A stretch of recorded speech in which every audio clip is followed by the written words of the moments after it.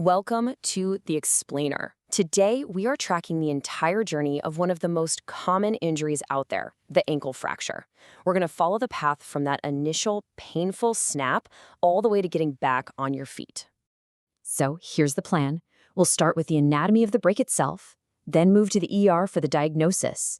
After that, we'll decode what those x-rays are actually telling us, figure out the treatment plan, and finally, look at what the road to recovery really involves today.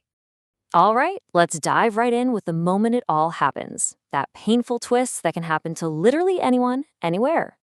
It all starts with that sudden, awkward movement. Maybe you slip on some ice, you misjudge a curb, or you get tackled playing sports on the weekend. The mechanism is usually a simple but really forceful rotation that your ankle just isn't designed to handle. And believe me, this is incredibly common. The data shows that about 187 out of every 100,000 adults will get an ankle fracture every single year. That's almost 10% of all fractures, which makes this a massive part of any trauma surgeon's work. So why is the ankle so vulnerable? Well, a great way to understand it is to think of the ankle structure not just as a bunch of bones, but as a complete, stable ring. And the main rule of any ring is simple. It's almost impossible to break it in just one place. A major injury is pretty much always going to cause a second break or ligament tear somewhere else in that ring. Okay, so let's move on to the next stop on this journey, the emergency room. You've had the injury, you're in a lot of pain, and now the doctors need to figure out exactly what's going on in there.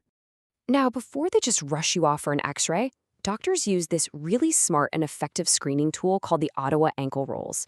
It's basically a checklist. If you have pain around those main bony bumps on your ankle, and you either have very specific tenderness on those bones, or you physically cannot take 4 steps, then you get an x-ray.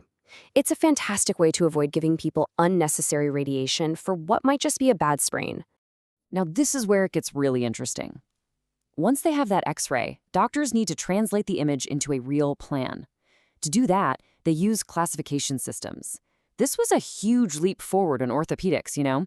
It moved the whole field from just, let's set the bone, to really truly understanding the mechanics of an injury. It's like learning the grammar of the fracture itself, which lets them predict what's going to happen and pick the best treatment.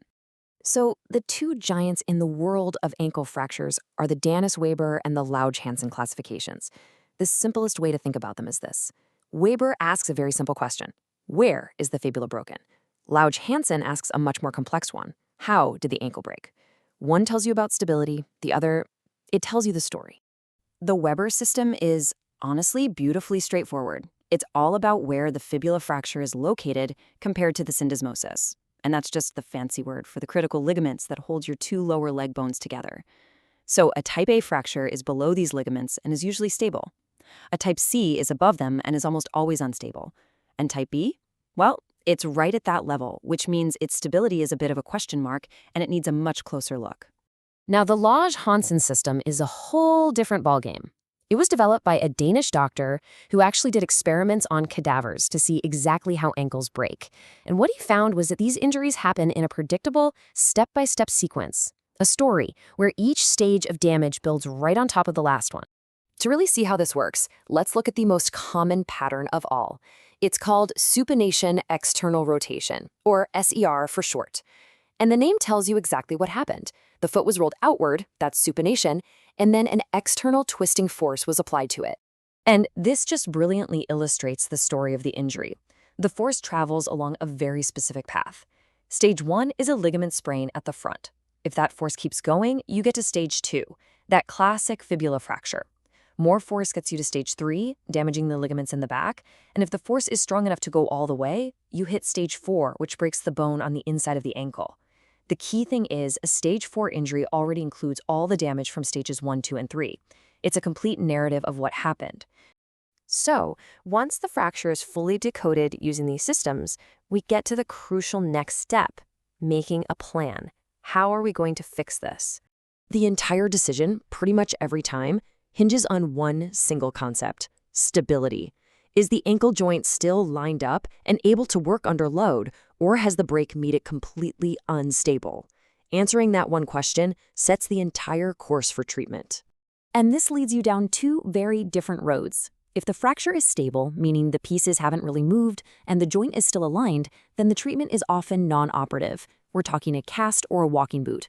But if that fracture is unstable, surgery is usually the answer.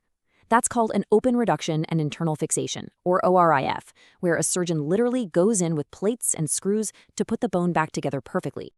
So, all of this brings us to the final, and you could argue most important phase, the road back to getting your life back. You see, the bone healing is really just the beginning. True recovery is an active process.